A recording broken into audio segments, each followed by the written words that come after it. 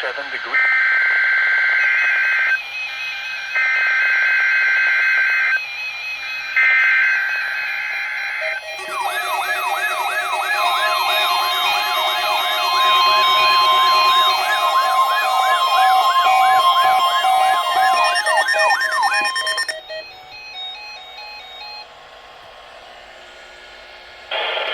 The National Weather Service in Chanhassen, Minnesota has just activated the warning alarm on 13 weather radio stations across central and southern Minnesota and west central Wisconsin.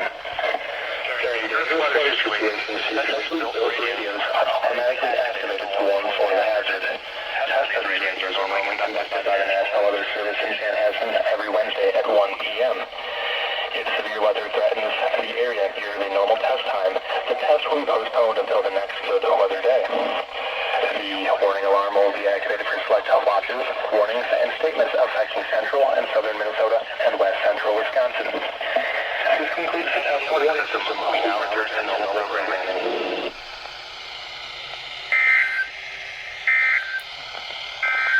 Now the forecast.